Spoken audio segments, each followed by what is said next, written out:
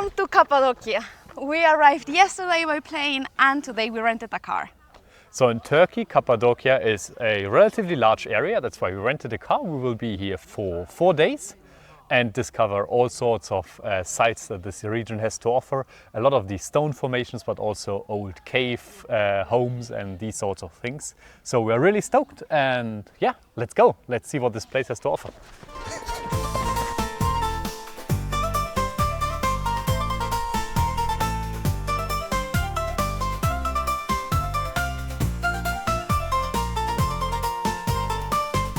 These rock formations are called fairy chimneys, and here in the Pasabac we have the highest concentration of these chimneys in Cappadocia.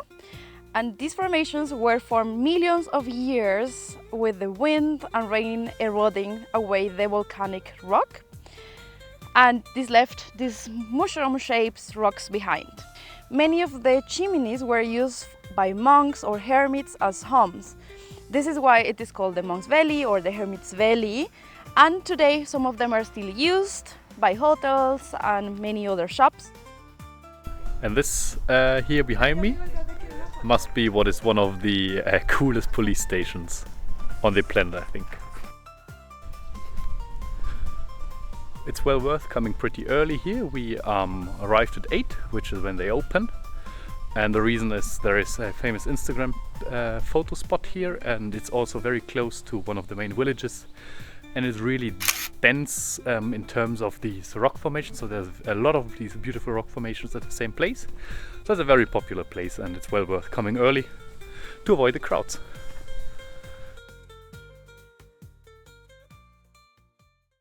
The second most famous thing in Cappadocia, besides the rock formations, are the balloon flights, which are every morning. They start at around 5:30 a.m. and they fly for 60 minutes, and they fly from Gorem and they go over the Love Valley, which is this valley behind me. And this morning we woke up very, very early to see how the balloons were blown and settled, and they all went to the sky, and it was beautiful. It is a display of colors and of things happening around you. It was just magnificent.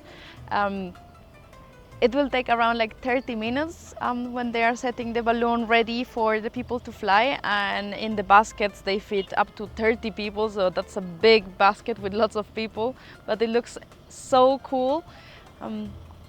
The prices are super high, so we saw on the internet around 150 euros, which is the lowest price, and they go up to 500 euros. And right now, because some days the flight were cancelled, then now the price is around 350 euros, so that's quite high. Tomorrow, if the prices go lower, then we will do a flight. It's interesting how the prices work here, right? It's like purely on demand. You can also not, like if you ask the price, they will tell you, we can tell you for tomorrow, we can't tell you the price for the day after tomorrow. Exactly, and also the prices change during the day. So if you go and ask at 10 a.m, it will be a different price if you go ask at 10 p.m. The prices vary depending on the amount of reservations. The more demand, the higher the price, the less demand, the lower the price, which is like a casino. So we will see what price we have for tomorrow. The itinerary of the balloon flight looks like the following.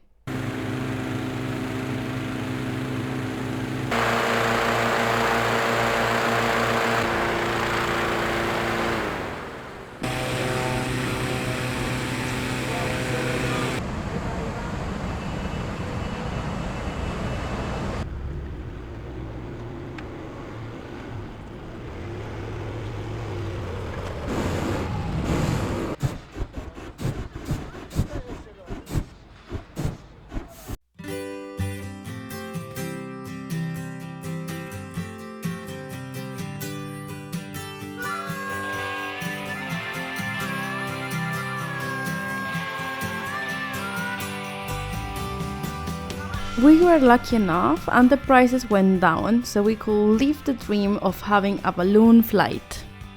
Super excited. It is 6 a.m. in the morning. We're going to fly on a hot air balloon. We are waiting now for the balloon to be blown, and then we will go in and fly.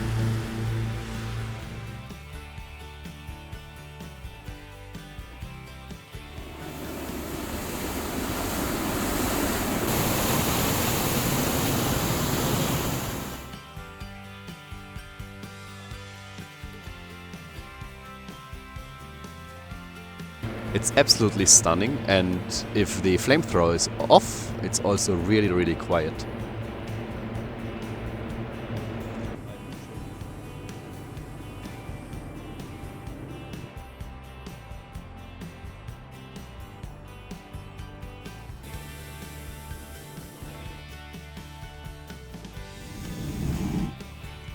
Look at this business. And here what you see is the Love Valley. Some of the globes pass really, really close to the stone structures.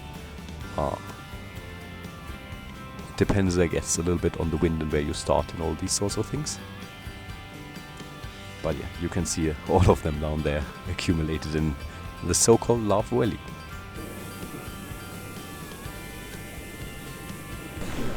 We're about to land now.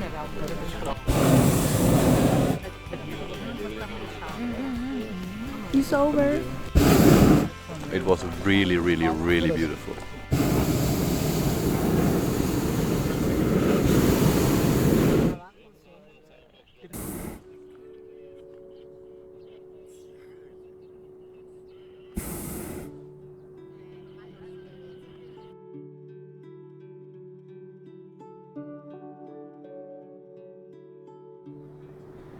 How beautiful is this? And very interesting, they land directly on the trailer. Hafif ileri yapacağız. Geliyor. Dikkat Tamam, edin, geldi hocam. almayın. Birleştirin. İyice soğutuyorum. Basın abi. Finished.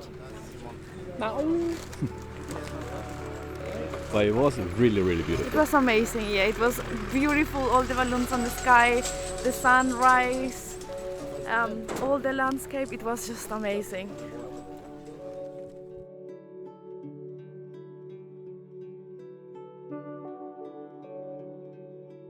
Our next stop is what we consider a can't miss in Cappadocia. Here we just arrived at Kaimakli, and here we're going to visit an underground city.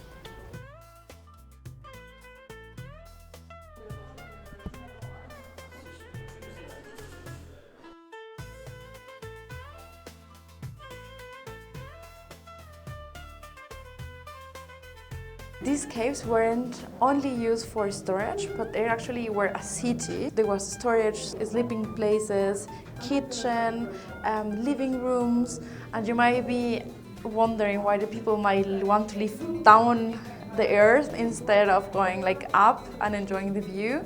Of course, there is no only one reason, but one of the reasons is because here the airflow is quite good. In winter it's warm, and in summer it's cold because of the breathable stone. And also it protects the people from robbery and from any attacks. They build different tunnels with dead ends, with truncated tunnel systems. So if somebody just enter without knowing the place, they will get lost and they will be catched by other people. I think it's crazy how you think that people lived here completely in the darkness. Now that we have light, electrical light, but then in the past with candles, with fire. No, I overheard the guide. The guide said it's they used oil candles, like oil and burned the oil. Okay. But still, really dark. Really dark, yeah.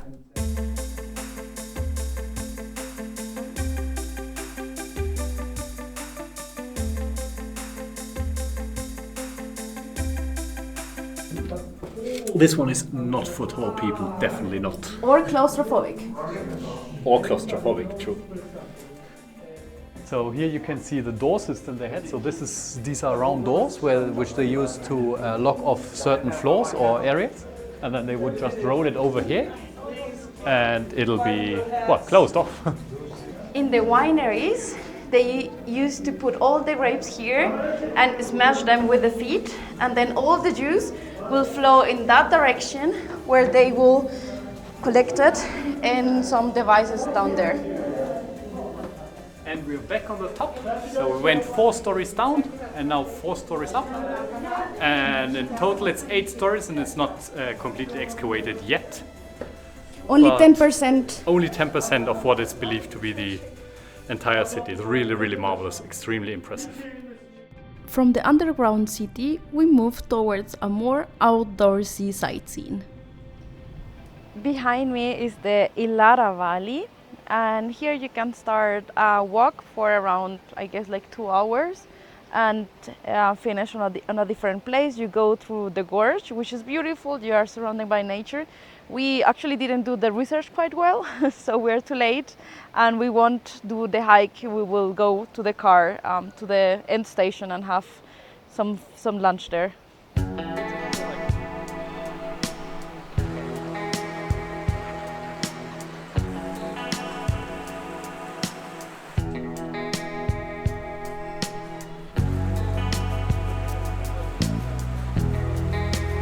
At the end of the Ilara Valley, you come to the Vilisirma town, and here there are so many restaurants along the river which looks so beautiful, so we decided to have here lunch. The last stop before going back to our place was visiting the Selim Monastery during sunset.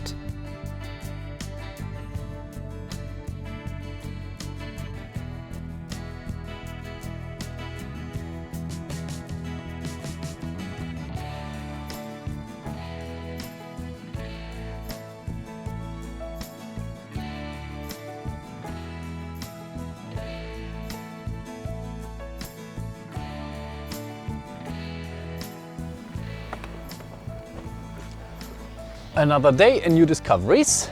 So we arrived here at Uçhisar Castle. So there are 2 villages, Gorem and Uçhisar, right next to each other, which are the most touristic villages here. And Uçhisar Castle is like this stone formation back here, which supposedly has amazing views of the surroundings. And again, it's full of caves and old houses, of course.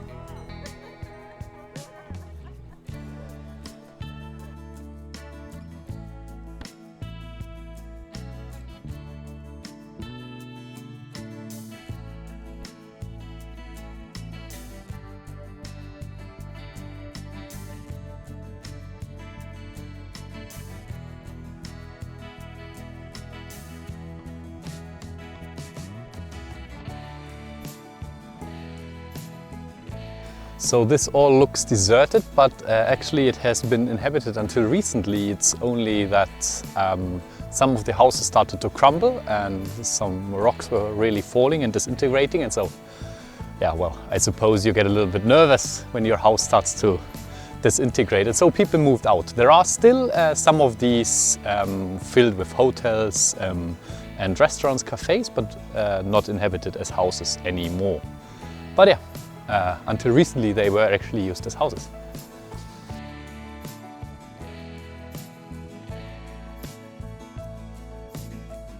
So despite the fact that it's called Uçhisar Castle, it never was a castle or anything. It's just because of how it looks and how it's towering above the village here.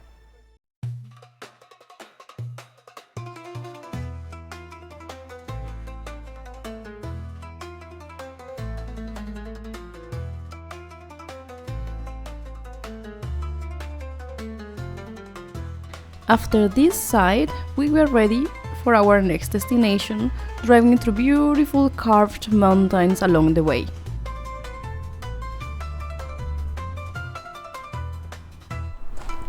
Oh, so here we are at an old church which is carved into these stone walls, and it's quite magnificent, not just the church itself but also the way here and the beautiful views in the valley.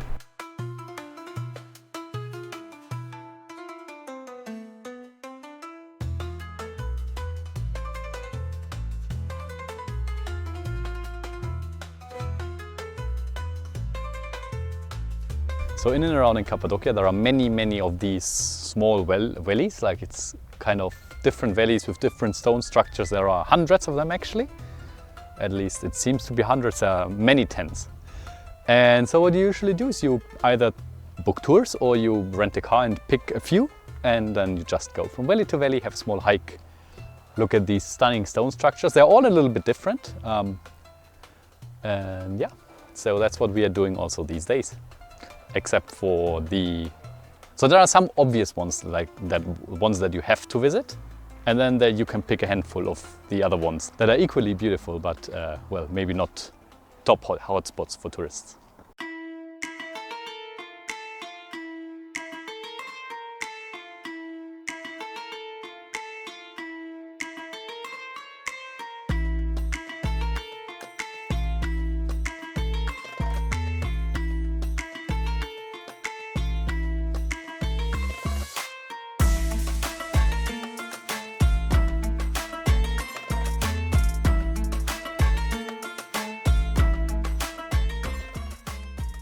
This is the Pigeon Valley, and it is near the Uchisaar Castle, and it is called the Pigeon Valley because here the people used to live from the breeding of the pigeons when the meat was of very high value, and also the poop, which was used as a fertilizer for crops.